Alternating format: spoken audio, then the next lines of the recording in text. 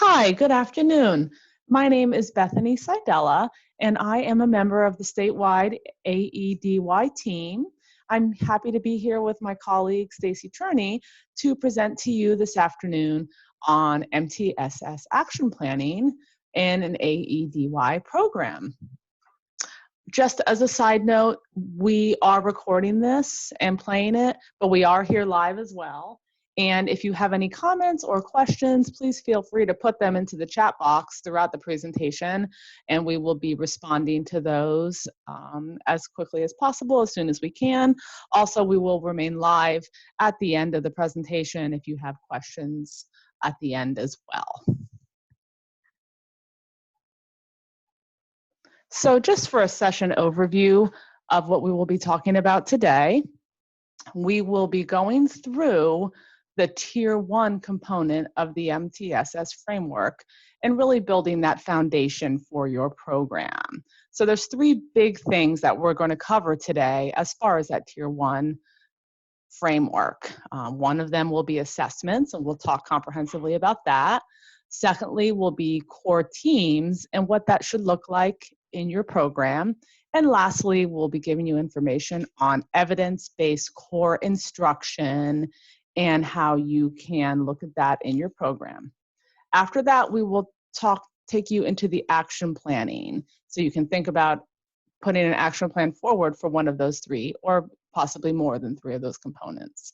And then lastly, we'll give you some comprehensive resources that you can use when you're doing your action planning and thinking about your needs for your specific school or program. This presentation can be found on the patent website. If you go to the patent website and go to AEDY, it'll be under today's date. So here is a visual, and this graphic really helps us to illustrate Pennsylvania's MTSS model, as well as the problem-solving foundations that MTSS frameworks are based on.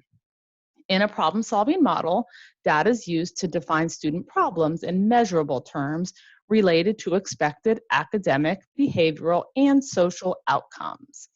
A team of educators and other appropriate stakeholders then analyzes the problem to identify evidence-based solutions and set goals to minimize the performance gap between current and expected levels of performance. Once a plan is developed, the team continues to collect data so that the effectiveness of the previously generated solutions can be evaluated. In the final stage of the process, the team evaluates whether their efforts have been effective at reducing or eliminating the problem and plans for future needs. It's important to note that this process can be applied to multiple levels of an organization, including universal practices for all students, targeted practices needed by some students, and the more individualized needs of a few students. For example, a school may engage in the problem-solving process for an entire building, a grade, a classroom, or an individual student using data from office discipline referrals to identify specific patterns of problems and needs, generate hypotheses as to the cause of these problems, and to monitor the effectiveness of selected strategies designed to reduce the problem.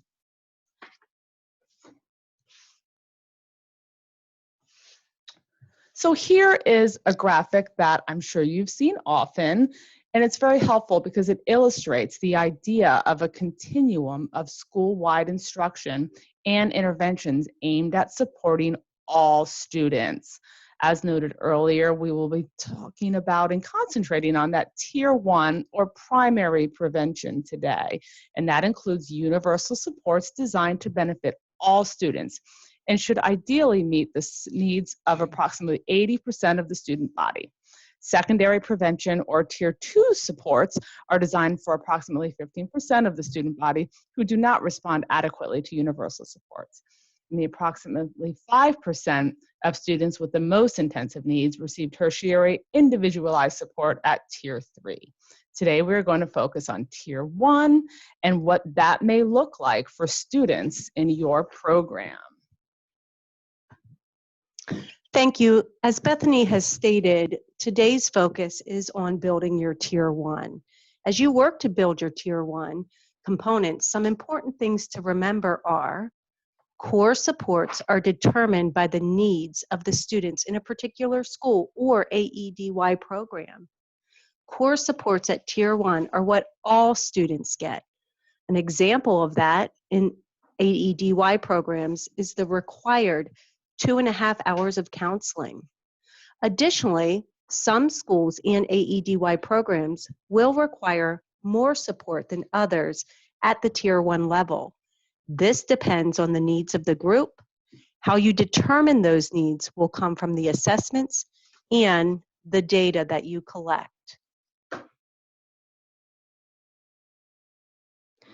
So as we look at building that foundation, key components to that foundation are assessments, school program team systems or MTSS data teams, and an evidence-based core instruction.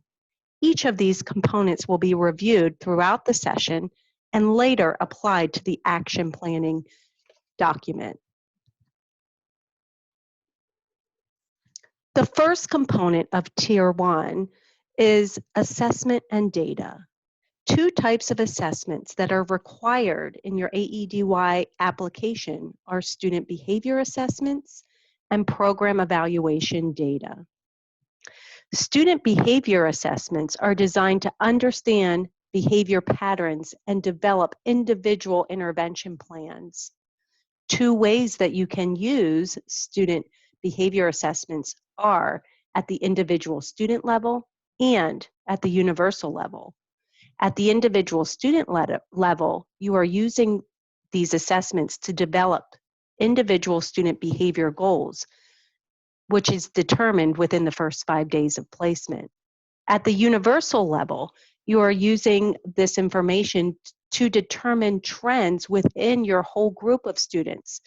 That helps you to inform your core support. Moving to program evaluation data, this is information that you will use to determine program effectiveness and fidelity of program implementation. In the application, you have submitted a Safe Schools report.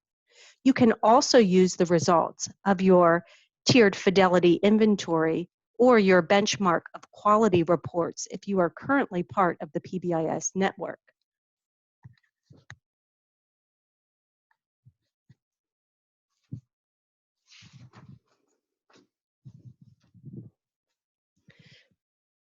As stated earlier, you are required to submit a list of assessments that you are using in your application and in your program. You will want to document how you are using those assessments. Some guiding questions regarding the use of assessments are: how do you use the individual student assessment data that is administered in the first 5 days of placement? How do you organize the student assessment data in a way that allows you to determine school-specific trends? And how are you using your program evaluation data to adjust core behavior instructional supports and resources? Some potential action items under assessments and data could be organizing individual student assessment data to find trends within the entire group of students and using these trends to develop core supports for all students, or using program evaluation data to inform the effectiveness of your core support and make adjustments where needed.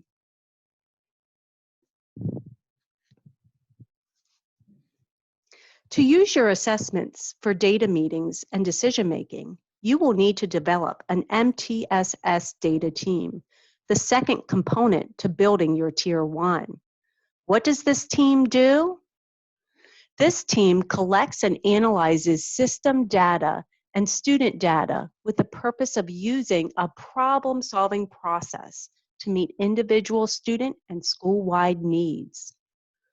Who is on this team? Some suggested team members are your school administrator or program director, your systems coordinator, which could be any staff member who really organizes agendas and communicates notes from the meetings out to the rest of the staff. An individual who is able to provide behavioral expertise to the group, such as a school counselor, a social worker, a school psychologist, and teacher representation.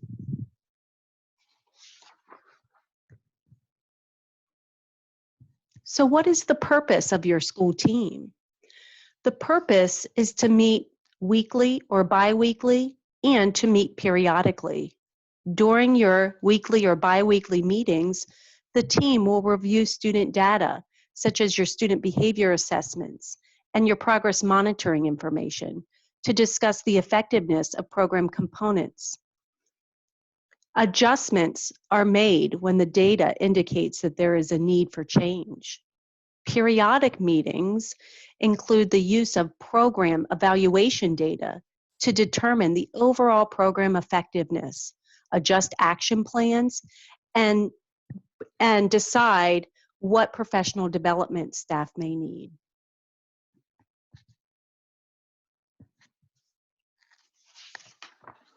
As you reflect on and build your MTSS team, consider the following. If you currently have the consider the following. Procedural components. Do you have an MTSS team? If so, how did you determine who was on that team? How do you document team meeting minutes and share the information with the rest of the staff? How often does your MTSS team meet? How is the agenda for your meeting set?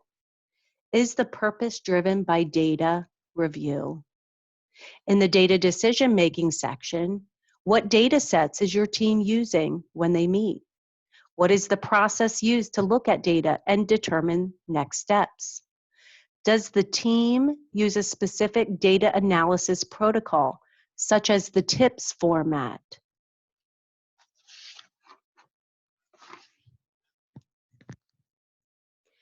As you reflect on your data team, potential action items could be just the development of an MTSS team, or it could be using a data analysis protocol with your team.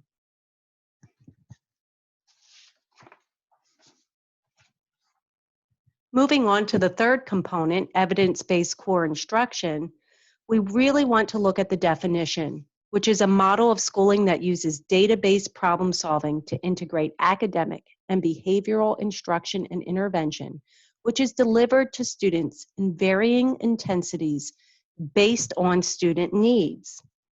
It is important to note that in an AEDY setting, the focus is on behavioral supports to students. Many of these students were considered Tier 3 in their home schools. We need to ensure that in AEDY, there is a strong behavior support plan that is developed for the individual and to support all. Again, an example of this is the 2.5 hours of counseling at Tier 1.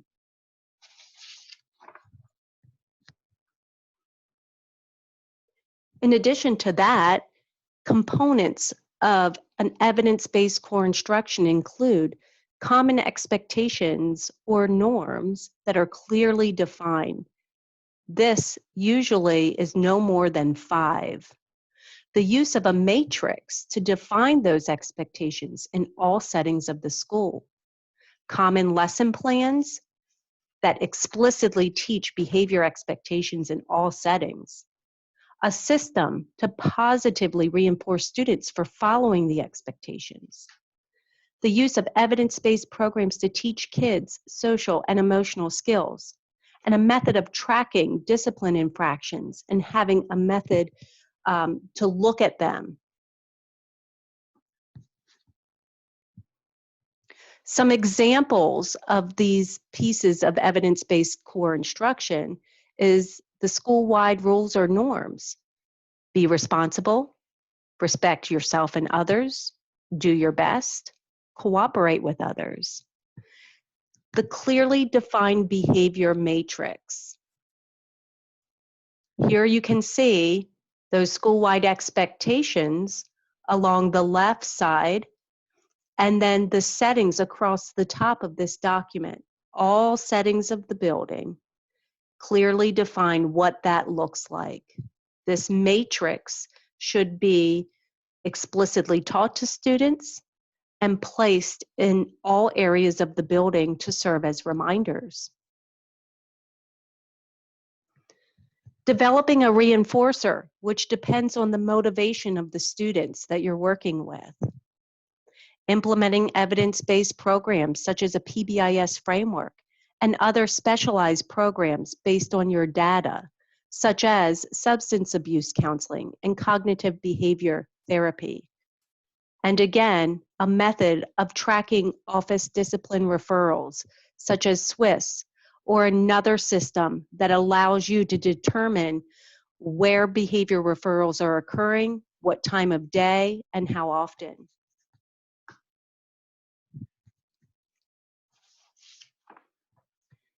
In looking at evidence-based core instruction, some guiding questions for you to reflect on your own practices are: what are the common school-wide expectations or norms?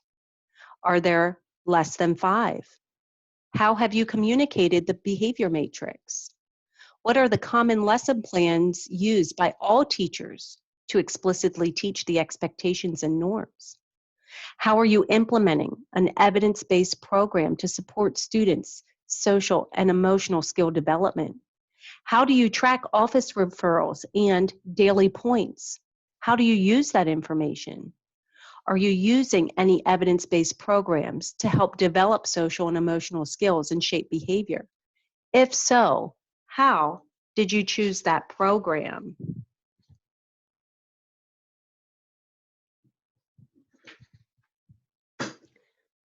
You are required to submit your evidence-based core instruction plan in your application. As you reflect on your plan, please use these questions to guide yourself in developing your action items.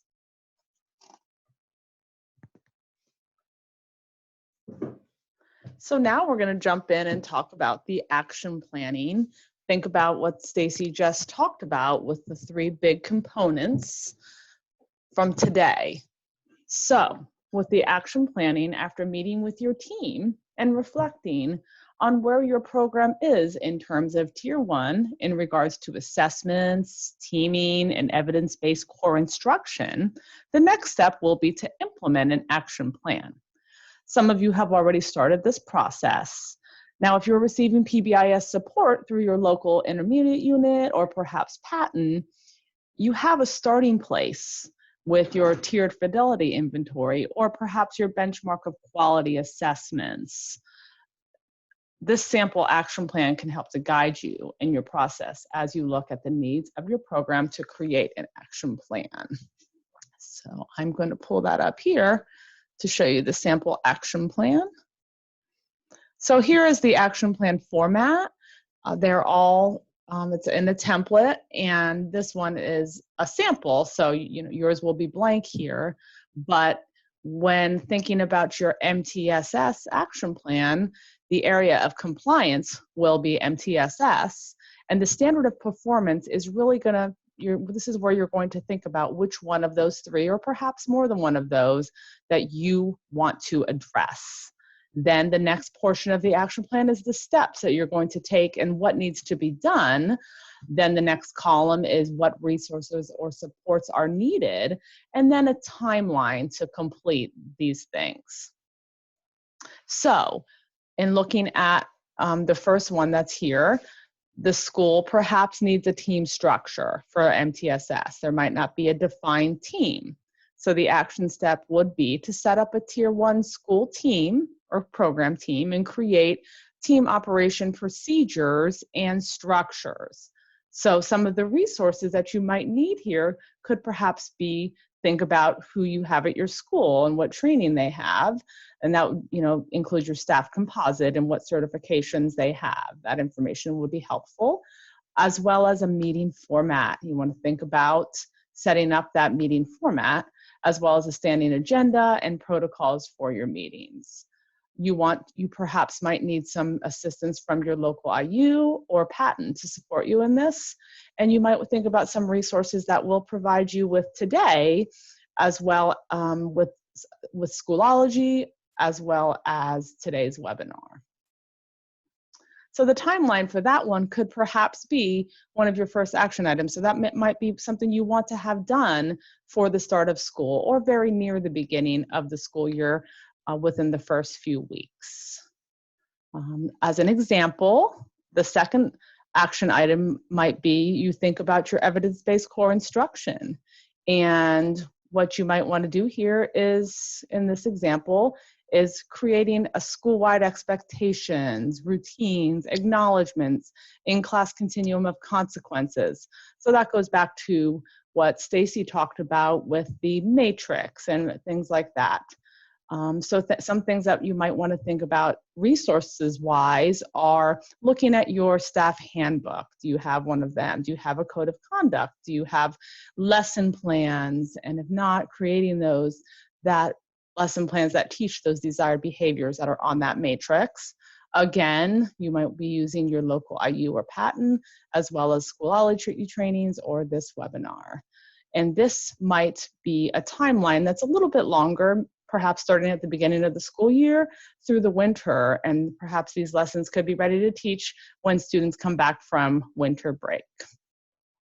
Looking at today's components, we talked a lot about program evaluation data and database decision making. So thinking if that's part of your tier 1 and how you're using data, how you're collecting data. So a plan might be, an action plan could include creating a school-wide behavior team as well as a protocol to review the data. And the program will review assessments, and they'll utilize the results of those assessments to find trends in that data. So some really helpful resources could be the Swiss system, or a list of some way of collecting data on students. Also a list of assessments and screening tools that you're using and how you're using that data that's coming through. Also, again, the TFI results, your tiered fidelity inventory, and you may, again, be utilizing your local intermediate unit or patent to support you, as well as Schoolology and this webinar in moving forward. So this timeline could be a little bit longer potentially. It could be a year long, starting in the fall and moving into spring while you're collecting all of these things and putting these things in place.